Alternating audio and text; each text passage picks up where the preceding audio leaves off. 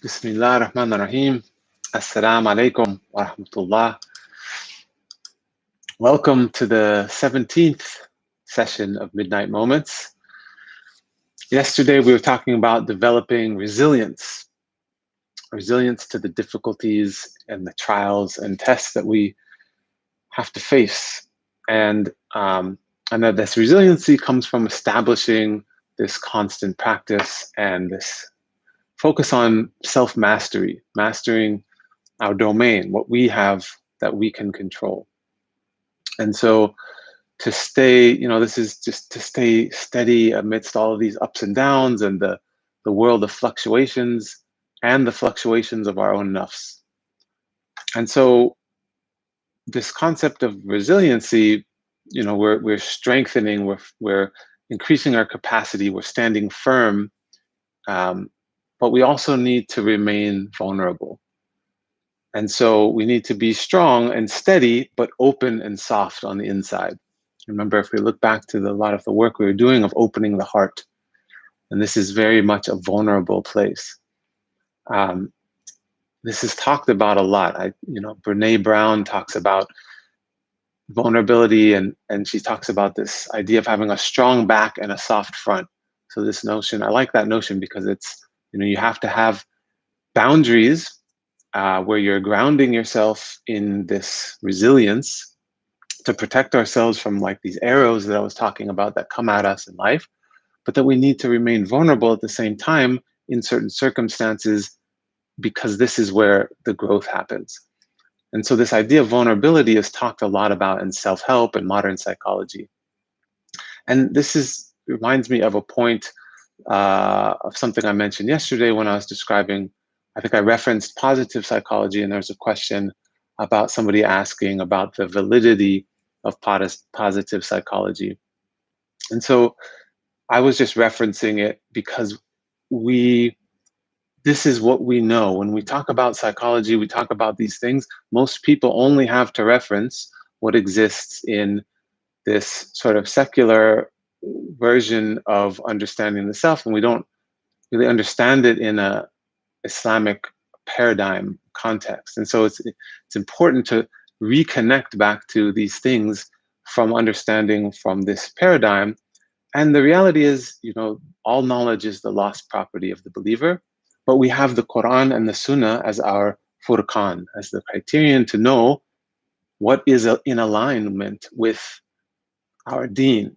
And the irony in this, and sort of somewhat sad because we've lost connection with our own psychology from an Islamic paradigm, is that even when I was referencing this notion of positive psychology has this practice of a gratitude journal, and basically focusing on positive thoughts, focusing on great gratitude. But this is something that Abu Zayd al-Balkhi talked about in the 9th century, our own Muslim scholar. He talked about it in such a beautiful way. He said that we should store positive thoughts and think about them and store them in our consciousness like a medicine cabinet that we can use for when we need them. And so this is exactly the notion that that sort of modern psychology is talking more and more about. And so all of these things have roots in our tradition, and it's important that we understand the roots of those things in our tradition because it's contained within this turath, with this path that within the fold of Islam. So with vulnerability, it's often misunderstood and not understood why it's important, and important to our deen, within our deen. It's important in our relationship with Allah subhanahu wa ta'ala and with others. So this like vertical relationship with Allah, and the horizontal relationship within the world that we're dealing with people. And so this vulnerability is, we are reliant on Allah, and we're completely vulnerable to Him. We're in need of His guidance, His mercy, sustenance, and our hearts are like these open vessels needing to be guided, and are fragile. And so when we identify with our external self, this sort of projected self to the dunya, we wind up putting a crust over that heart, and we tend to not be vulnerable in order to interact with the world as separate beings, right? We're sort of deluded or have this illusion of thinking that we're self-directed, and we cut ourselves off from this vulnerability to Allah, this dependence on Him. And so what happens in that is we can tend to armor ourselves up and live in this sort of delusion that we're in control because it's more comfortable from that place.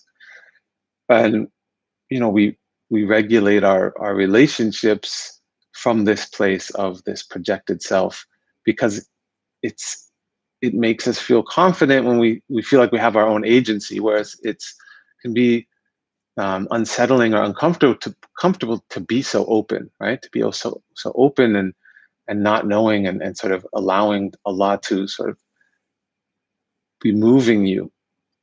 But when we try to cover that up and put this crust and sort of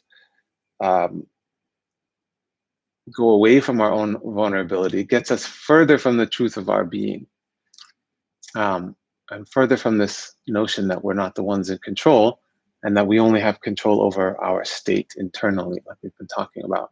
And so when we're present with our hearts, what we're doing, all these practices we talked about earlier in this month about being present in the heart, it's uncovering the heart, opening the heart. And when we do that, we're extremely vulnerable, right? The heart is the most vulnerable place in our being. And so the only way to sustainably do that is if we have this protection. This is why this resiliency comes from the protection of tawakkul, of relying on Allah and knowing that you're held and in Allah's protection. Because the world will not take care of your heart, right? We find this over and over again. We get disappointed, we get hurt, we get these arrows sort of coming at us. And if we don't sustain our sense of safety or this protection, and this protection comes from being grounded and rooted in reliance of Allah, reliance on Allah.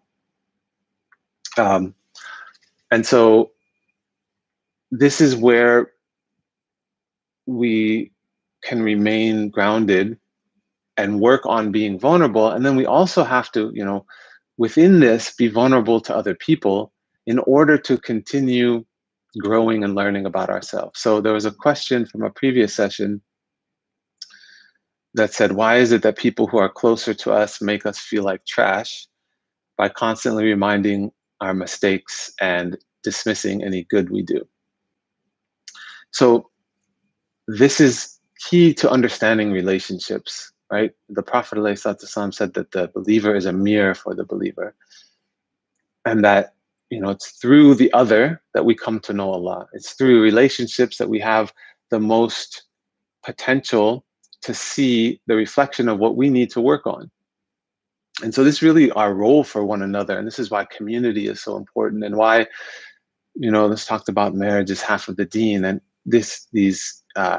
and having suhbah, we need to connect and be open to see this reflection of ourselves in the other.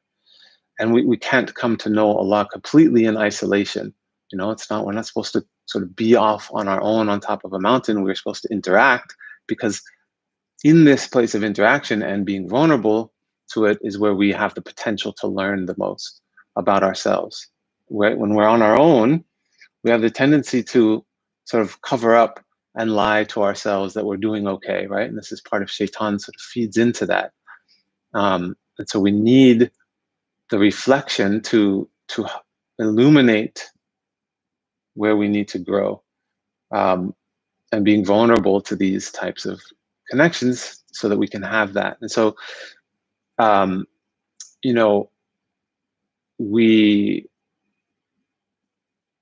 tend to avoid these types of relationships, because we don't want to be vulnerable. And like this question said, why is it that there's always people projecting, and the people that are close to you make it so difficult?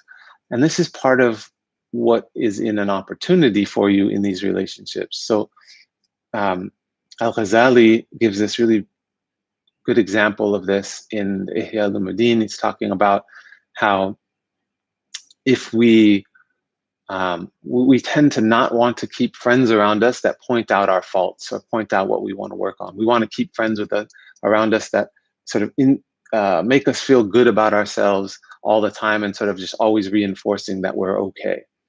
But at the same time, we wouldn't, if we had a scorpion in our clothes, we would want our companion to tell us that we have a scorpion in our clothes to get it out, because so that we're not, stung by this scorpion. And so he's saying that we should be the same way with our companions, pointing out our faults, or even not even intentionally, but reflecting this sort of conflict in ourselves, because this is where we stand to grow the most. And so we should keep friends and companions and family. Family is where this comes up a lot. We should embrace that, that this is an opportunity for us to know ourselves more.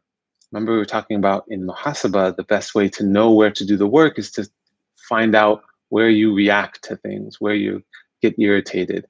And if you're armored, right?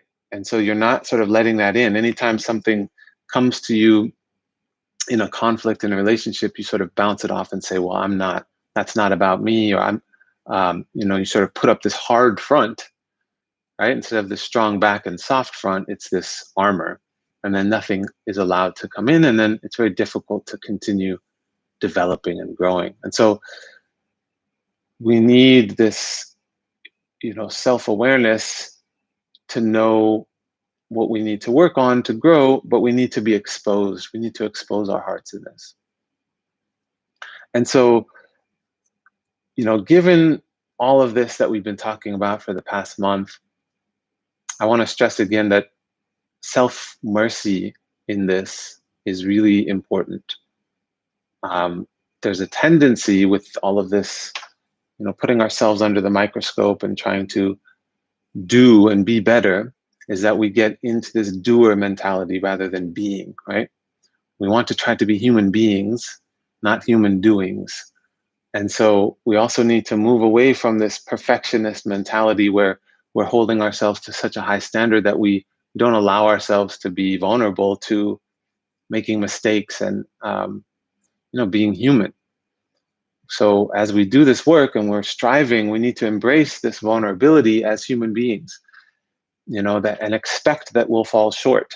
This is when we talked about when you fall, when you slip, you have an opportunity to turn back. And this is the most beautiful aspect of our state. And so this being needy of Allah is really this state of fakir. To be a fakir is to need Allah. You're needy of Him. And so this is really an important part of this. So, and then, to be easy on ourselves. The Prophet ﷺ told us to aim and draw near, right? So we do our best. He said, the deen is easy. Whoever makes it difficult, it will overpower him. So follow a middle course. And if you can't do this, do something near to it. So it's to be know that you're needy, and that you are a work in progress, and that we do our best and we do what is in our ability. So next week we'll have the last 3 sessions of this series. So we're coming to an end, and so we'll focus on preparing sort of for our next steps of this journey together. I will answer a couple questions, inshallah. How do we know when it's wise to be vulnerable with someone? Does it trust yield vulnerability first, or the other way around? It's a good question. So, right, so we have to be careful in relationships. There's certain people, there's certain circumstances where you don't want to be vulnerable. However, in general, the more that you do this work of building this resiliency, it will enable you to also have the ability to know sort of when is safe to be vulnerable and when do you need to have boundaries to put up, right? And the more that you ground yourself in this protection of Allah by continually coming back to this place of presence and really being self-aware and knowing where your boundaries exist. You know, when we're not so self-aware, we can sort of find ourselves falling into these situations and suddenly we're caught off guard. But the more that you're conscious of your own domain and sort of mastering what you have to master, this will become easier to navigate, to know when you step away and when it's okay to lean in. And then even when you are vulnerable, you are more resilient, right? And so it's not won't knock you down as much. So what about being open, vulnerable in relationships that have a long history of mutual misuse, breaking healthy boundaries, be it ex-partners or parents or severe mental issues? So, you know, there's all kinds of complications. And again, I would say, you know, when things come to you, if you find yourself in a situation and you're with people and this is what's manifesting, then this is a bala for you. This is a trial for you, and you need to find a way to move through it. Sometimes that means taking yourself out of the situation. If, you know, safety is always the most important thing. You always have to keep yourself physically safe, right? You don't expose yourself and be vulnerable to a point where it's not safe. Having said that, when you develop this ability to be conscious and aware of your own inner place and what you're feeding into it versus, so you start to know more what is yours because you're accepting what is yours and you're starting to look for it versus what is, you know, somebody else's. And this is where we get caught. We get caught in these cycles of, you know, we say, well, it's somebody else's problem, but really we make it our problem. And therefore it then becomes our problem if we're reacting to it. And so we need to sort out what part of it is ours, work on it, own it, do this internal reflection with it, sit with it, not around it or avoid it. And then you can be in a better position to sort of navigate these complicated and complex relationships, inshallah. There's a lot more to be said about that. I know that this whole area that we're talking about brings up lots of questions and there's lots of rabbit holes we can go down. And we, you know, I'm just wanting to touch on these things to give people some general principles, but inshallah, this is lifetime work, and there's a lot of nuances to this. And really, I would say this is at the core of our deen. You know, this is what it's about. We're developing. We're on this trajectory towards something, right? Where we're moving forward and we're growing and developing. And so this is going to be a continuing journey. So this is what we'll be talking about next week, is continuing this journey beyond these midnight moments and beyond the month of Ramadan. So I look forward to being with you again for these last few sweet days of Ramadan. And I'll see you again, inshallah, next Monday evening. Assalamu alaikum wa rahmatullah wa barakatuh.